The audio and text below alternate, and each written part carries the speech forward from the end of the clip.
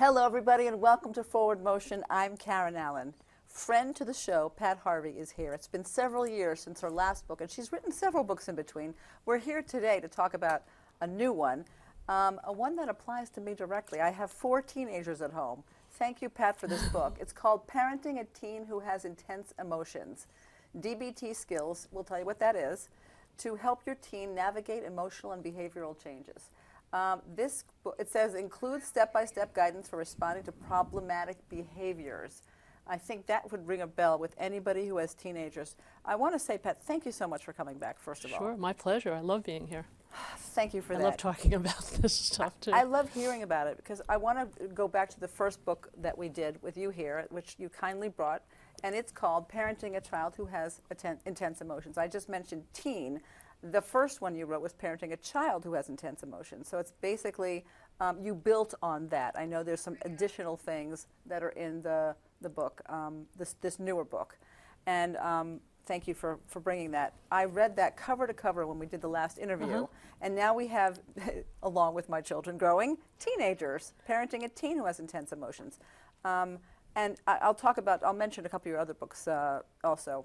What's the difference? I mean, I know there's a big difference, but in their behaviors. But why write this second book?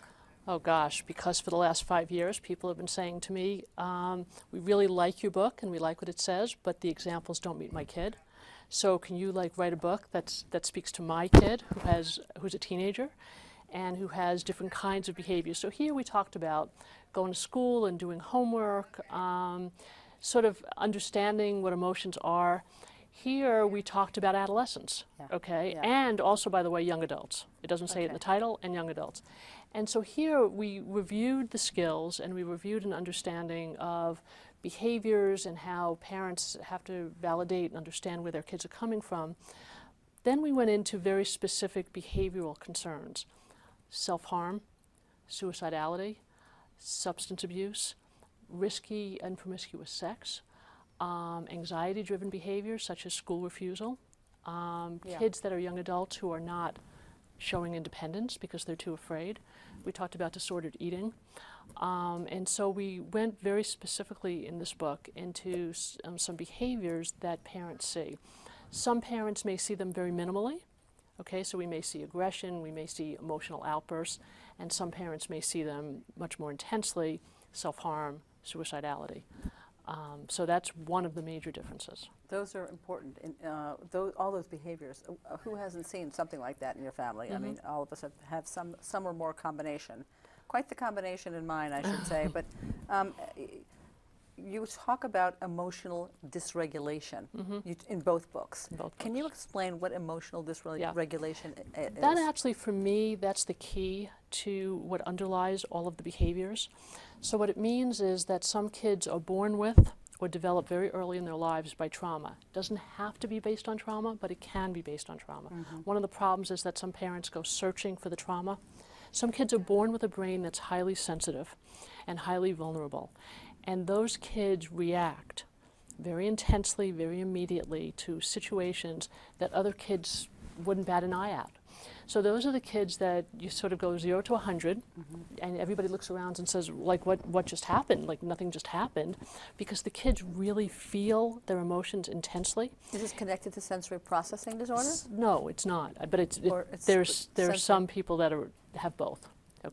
But the brain really fires. And so those kids are up here emotionally, and they have a very slow return to baseline. And what happens is kids are trying to figure out what to do with this intensity that everybody else doesn't experience. And they feel different, and they try to figure out, well, how do I manage this? And then different kids figure out different behavioral ways of managing it. So whether we realize it or not, self-harming behaviors, cutting behaviors, really serve to regulate emotions. What that means is it helps kids to feel better. It provides relief for them. So do substances. So all of those problematic behaviors have their root in kids trying to manage their own intense emotions. Something that I think comes up so often in middle school, as well as older, is cutting. Cutting seems so completely common. rampant, actually, because I've got kids in middle school and high school, and it's just, it's years and years, and it's just everywhere. Why do they do it? What is it? Well, there's a They're lot not of cutting to kill themselves. We know that, right? Well, they're not. They may not be intending to kill themselves. Part of the problem is that some kids get impulsive, and they may do more damage than they expect to. What kids say is that they feel this tremendous urgency, this body sensation, and this intensity inside them, and that the cutting actually provides relief. For some kids, it actually relieves. It releases endorphins, and so kids actually feel better. Some kids say that they also would rather feel the physical pain than feel emotional pain. Wow, yeah. And for some kids, it numbs them. I mean, it has a lot of different reasons. The bottom line is it relieves the emotional pain that those kids are experiencing at that moment, and so that they feel immediate relief. And they feel relief that is very hard to come by any way else. So what we try to teach them other ways of managing that intense pain that are healthier and safer. And we teach that to kids, and kids learn it, and they can do really well. They do, though, continue to experience some of that emotional pain, and they have to learn to live with it. You have to manage the pain. You have to as manage the opposed to- pain. It doesn't always go away, although years go by slowly, and life does get better when you're not an adolescent, for many people, Life gets better, and for these kids, and maturity. sometimes, but for these kids, the emotional pain, the ways that their emotions drive some of their behaviors go into adulthood. And what they learn is how to live their lives and how to live very, very rich lives. And at the same time, they're continuing to manage the intensity of their emotions. That sounds like a very hard thing to do, especially if you're young, starting with childhood even. Yeah. Is this what you use DBT for? Because I want to explain to Yes. people what DBT is. And Yes. you're the queen of DBT in this area. No, I definitely am not. You are the go-to person, though. But I mean, there's people who do it in this area. But it's Yeah. I know it's an expensive type of therapy. It's called dialectic behavior therapy. Dialectical behavior therapy. Thank you. Okay. And what does that mean? It was designed by a person named Marsha Linehan back in the late 1980s. It's a very, very well-researched treatment model. And what it is dialectical means that we accept contradictory thoughts. And the major contradictory thought that DBT talks about is that you have to have acceptance of a person, and acceptance and an understanding of what's important to that person and where that person is coming from before you can have change. And so the dialectic is acceptance and change coming together. And so what that means is we believe that kids are doing the best they can and people are doing the best they can in this moment, and that they have to work on making changes in their lives so they can have a more fulfilling life. And so we accept this moment and we look for change.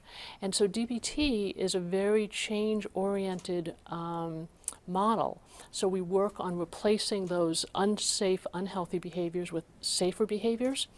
And we know that in order for that change to occur, there has to first be acceptance. So I understand why somebody would be cutting. I may understand in my practice why parents are having difficulty changing their behaviors towards their kids.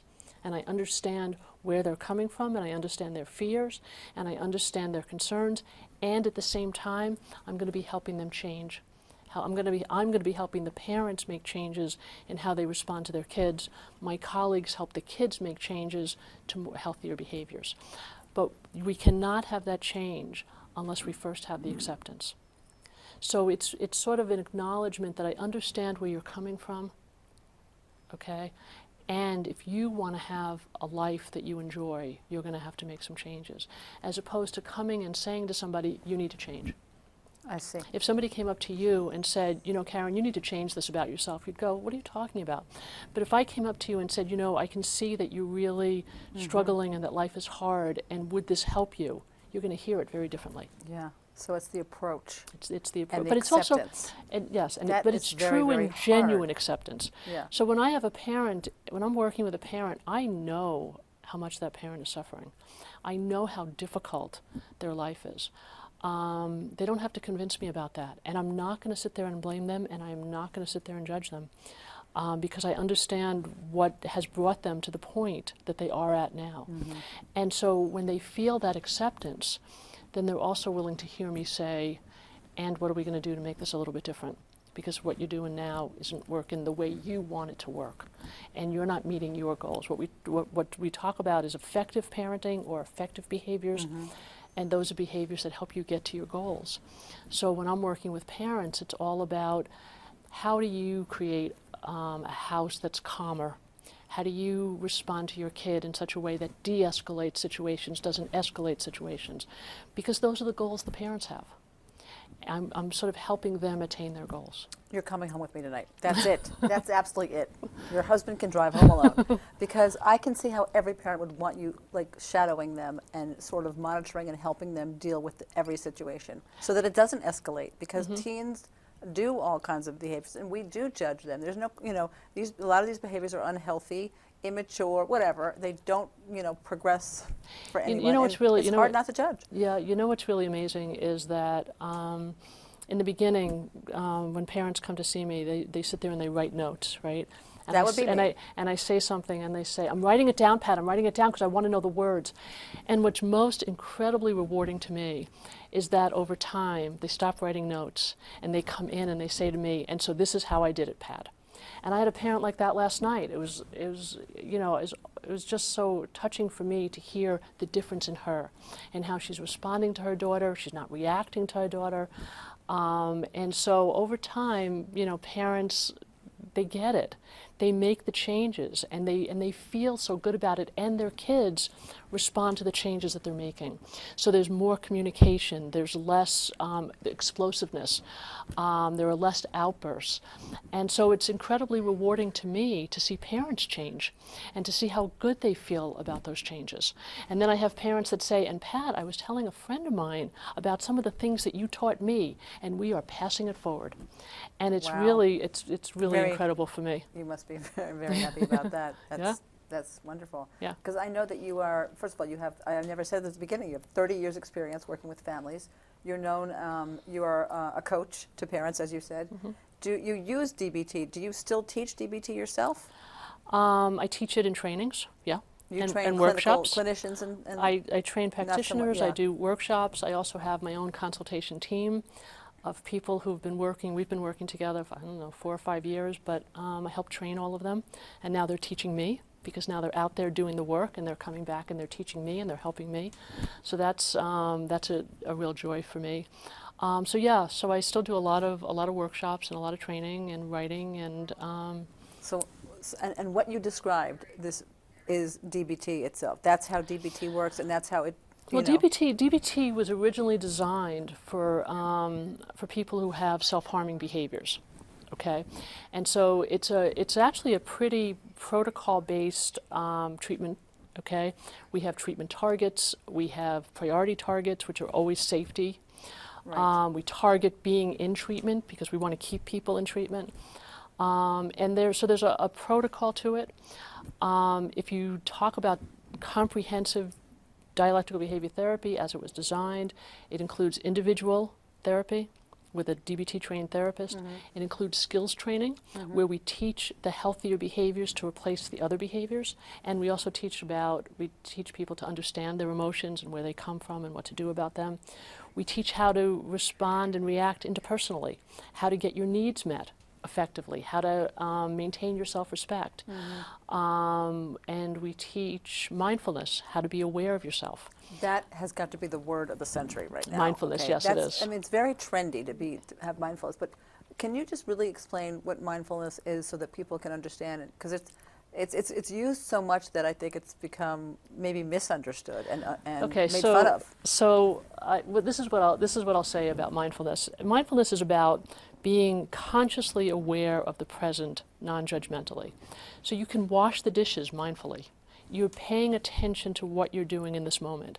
And what you're able to do in that time is focus your mind. A lot of people think that their mind sort of carries them around. What mindfulness teaches us is we can control where our mind is. Now, how it works for me, I'm pretty afraid of heights. Okay, I was afraid of flying. I'm not so afraid of flying because I did mindfulness on takeoff and landing. Okay, So I'm really afraid of heights, and I find myself in a park, and there's this narrow, rickety bridge over this under the steep ravine, and my husband's on the other side, and I'm on this side, and I have to get over there, okay? And I am deathly afraid. And I take a lot of deep breaths, because that's part of mindfulness, is this deep breathing and this focus on breathing. And I take deep breaths, and I decide to count my steps, paying attention, very, very close attention, not to my fears, not to the height, not to all the worries that I have. I pay attention to counting my steps, and I slowly take 1 step and 2 steps and 3 steps across this bridge. I get halfway through the bridge, I take a really deep breath, I ground myself, I look over the edge, I go back to stepping across the bridge. So mindfulness is something that if you talked to me 20 years ago, I would have said it's voodoo magic, and it has nothing to do with me, and I will never do it. And over the last 20 years, it has changed so much about me and the things that I'm able to do. And so when I teach parents mindfulness, I really teach them to slow down their response time to their kids, to think about what they want to do, to stop all the judgments they have about their kids. Who can do that, and to be Pat? in Who the can moment. stop the judgments? When you take a deep breath. Oh my goodness, we're like, what are you doing? Right, You know. right. Well, I'll tell you that my parent groups are 12 weeks long, and by the time the 12th week comes, there's nobody in my group that's using judgmental language. Actually, probably by the 3rd or 4th week, there's not a parent in my group that uses judgmental language It takes in a that long group. time. In that group. But back to, I didn't want to interrupt you too much on mindfulness, but I wanted to differentiate it from, being present. Everybody's talking about being present, in a moment of time, which I understand. You're saying there's more to mindfulness, which I don't think it comes that easy to some people. It's practice. It's because called it's non-judgmental, and how can you not have an opinion? Well, no, you can have an opinion. Opinion's not a judgment. Okay, you don't. I can say I don't like it, which is very different than saying it's horrible. I got it. Yeah. I'm allowed to have an opinion. Right. Okay. Very different. What I'm not going to do is I'm not going to label somebody or something. Okay. For example, you're lazy. Well, what does lazy mean? I mean, what does it mean? And how, if you say to somebody you're lazy, what can they change? But if you say you're not getting up in the morning for school, it's very different, and it's very changeable. And it doesn't harm the person's self-esteem. It's a description of a behavior. Okay? Very important. It's very important. It's very important. And I think that, when kids in school are labeled, you're a manipulative kid, what does that really mean? All it means is I don't like what we're not going to like you because you're manipulative. Right. What does it mean? It means a kid's doing everything in their power to get their needs met. When you say it that way, you take out the negative connotation to it. And so one of the things I teach parents to do is describe their kids and describe the behaviors in front of them. And as they describe it, they become less angry, less frustrated.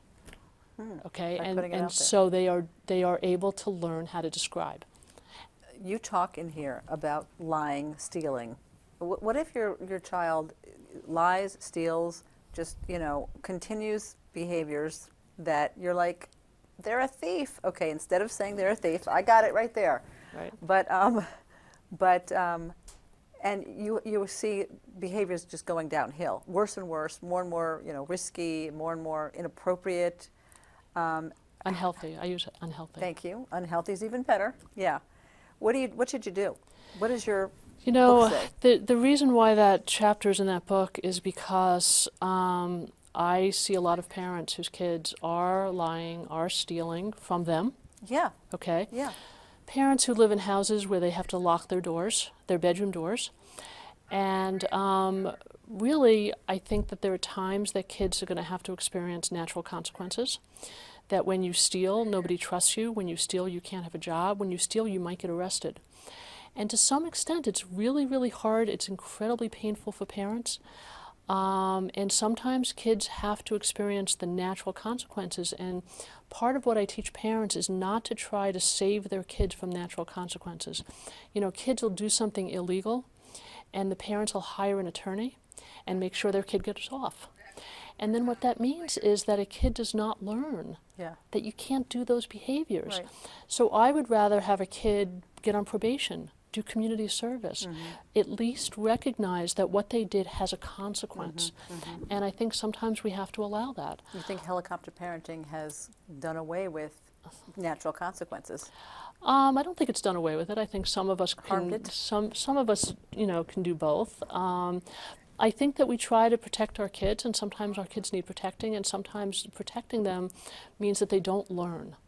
Because one of the best ways that kids can learn, unfortunately for all of us, is to experience what happens. And, it starts, Mom, Dad, I forgot my violin, I forgot my lunch, come to school and bring it, and Mom and Dad have to leave work to do that. Right. And then it happens again and again, as opposed to, I'm really sorry you don't have your violin today. Right. And if it happens if you let your kids experience that once or twice, you can understand it.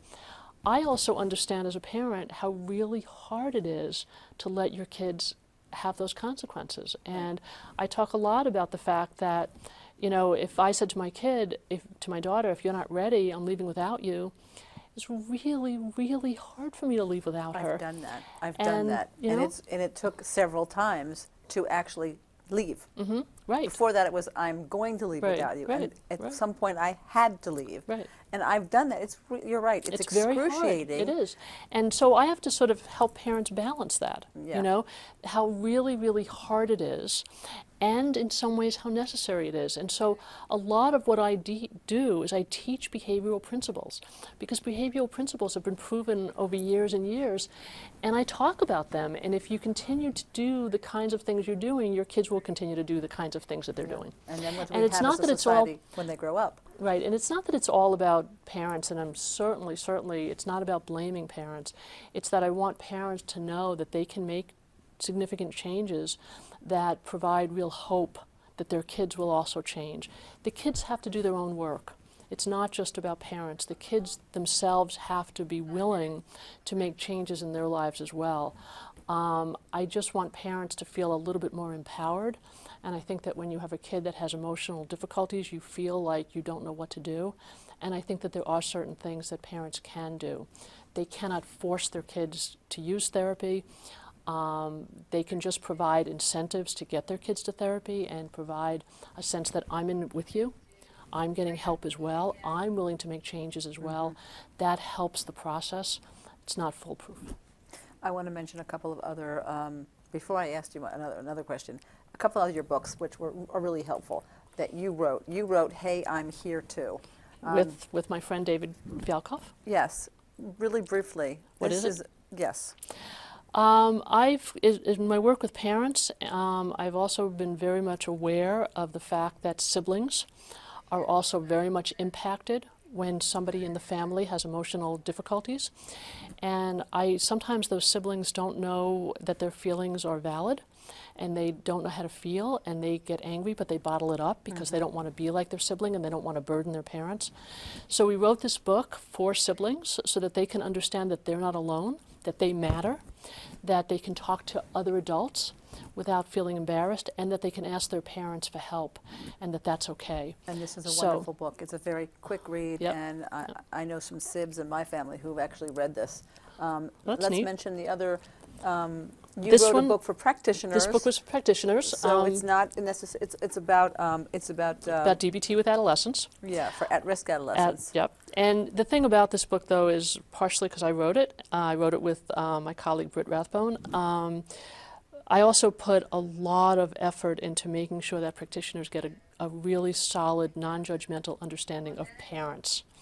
And so Of in almost parents. every because that's my piece. So in almost every chapter, I talk to practitioners about understanding why the parents are doing what the parents are doing, and how to help the parents as well as the adolescent. So, but this is really all about for any practitioner who wants to learn about DBT. That's Just, the primer. It's time to mention your website, which we will put on the screen, patharveymsw.com. I got it right? Yes. And so people can go there to find out more information about you and on your books and everything. Pat, not everyone can afford DBT. It's very expensive, and I found it particularly hard to get into in this area when I tried the last time you were on the show. It's hard to find. What can they do if they can't access DBT? But they can read your book. They can read the book. They can definitely read these books. There are a lot of DBT workbooks out there. There really are. New Harbinger, who's my publisher, has a tremendous number. They're all in Barnes and Noble. DBT with anxiety, DBT with eating disorders, DBT in general. There are more and more practitioners out there who have a sense of DBT. I want to be really cautious about that because there are people out there that are saying they're doing DBT. It's not real DBT. So we have what we call comprehensive DBT, which I described to you, and then we have people. I think there's two really important things if you're looking for help for your kids. One is a therapist that they can really relate to, which is really important, and two is a therapist who will teach them skills, and not just spend time listening to the adolescent complain and complain and complain, but to say, what do you do when you're feeling this way? What other healthier behaviors that you have? I think that's really important that work be skills-based. Okay. Just real quick, is it true in your mind that kids are more entitled nowadays? Because that's the word down the street, and since we were growing up. See, that would be a judgment to me. That sort of word, entitled. Yeah. Because I think that it has a negative connotation. Okay? It definitely does. Okay. You know. So I think that when we say our kids more entitled, then we're actually judging them. How would you phrase that? I would ask if kids expect more to be done for them now, and expect more to be given to them now. And that's how I would word it. That's and actually, exactly I was right, actually describing that to a parent today. I don't know. I think some kids are, and I think some kids aren't, and I think some kids probably always have been, and I think some. I mean, that's the thing about being dialectical is I'm not going to take an extreme position in any way. Right. I'm going to say there were some. Right. Maybe there were more, maybe not. I have those statistics. I do know that we have a lot of kids that have a lot of stressors in their lives, and who have a lot of demands placed on them, in some ways more so than in years gone by. And I think they're looking for ways to manage that pain and to manage sort of, how do you manage stress? Absolutely. All right. And so I think that's what they need. Thank you, Pat. I've You're learned welcome. so much just from this half hour. It's patharveymsw.com. Thank you so much. Sure, my pleasure. I can't thank you for enlightening me and everybody who's watching this. Good luck with your kids, everybody. I'm Karen Allen. We'll see you next time. Bye-bye. Sign. Oh, yeah, you want this back?